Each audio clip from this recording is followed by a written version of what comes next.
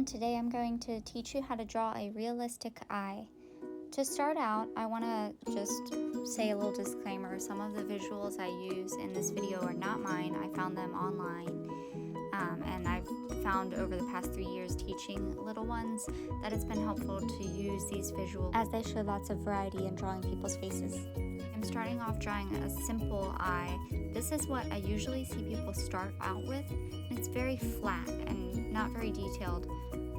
And I want to say it's perfectly fine for eyes to look this way. There's actually a number of styles that are very flat and not as detailed and not as realistic. But for the purpose of this video, we're talking about realistic eyes. So I want to point out by showing how an eye actually looks on the inside. And you can tell it's actually a sphere. It's a ball, right? So when you think about how the eye actually works, it's going to help you be able to draw it better. So I used this little ball here to show you what, kind of like the eyelids look like around it. And when we are drawing, I want you to think about how it actually works. And that's going to help you be able to draw the eyelids correctly. A lot of times people just start off with the eyelids and don't even think about the ball. And then when you go to add in shading, it's very confusing to figure out where it's going to go. And you haven't really set the stage for the shading at that point. So to start out, we're going to draw the ball of the eye, so the eye socket basically. And we're going to think about the eyeball in it.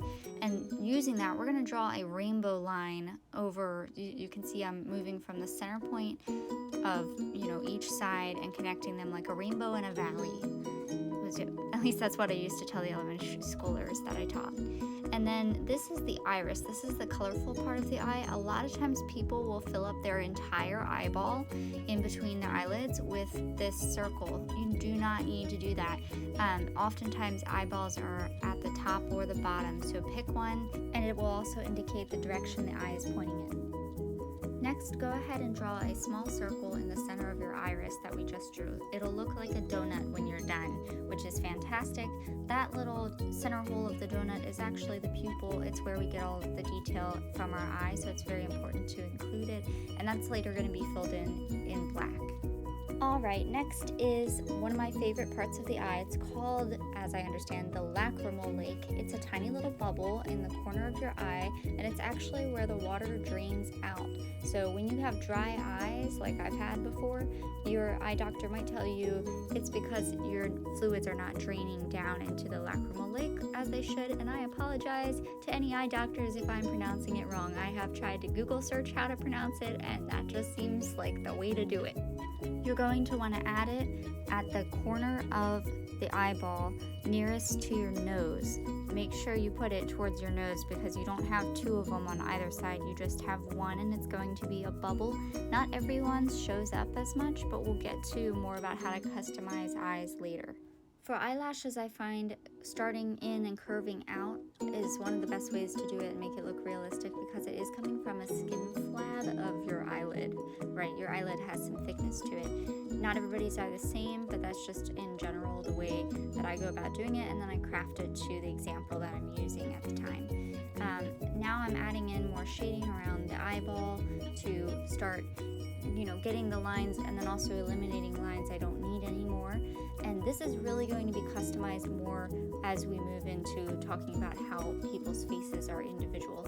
For example, even just looking at someone's iris, like you can see in these photos, it's very interesting and beautiful and unique. So it's great if you have a reference photo to use as we move forward. If not, I'll just show you some ways that I go about doing this step.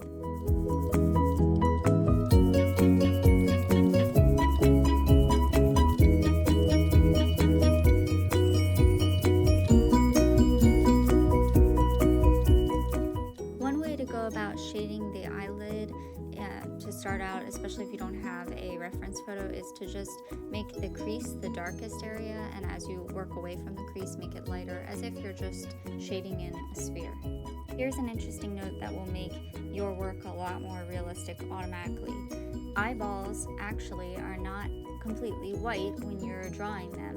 If you think about it, only the highlight spots are going to be white. Everything else you're going to shade. So even the actual eyeball, you're going to add shading to as you get towards the corners, and that's what I've started to do. And especially underneath the eyelid, there's going to be shadows, and it's going to pick up the most shading right in that iris area because you're seeing the most detail there, and it's lightest, and you know, it has color in it, so you can see the variety better. At least that's my theory on it. Don't forget that Lacrimal Lake. Make sure you shade it too. For eyebrows, maybe I'll do another tutorial soon, but for now I would just say, you know, grab a reference photo and put them just slightly above the eye. As I've been saying from the beginning, this was a generic tutorial for how to draw eyes. Obviously, everyone's eyes are completely unique and beautiful, and I highly recommend looking at someone or finding a reference photo to use as you continue drawing. I found it very helpful and enlightening to learn more about the different types of eyes and expressions and shading and all kinds of things that go into it.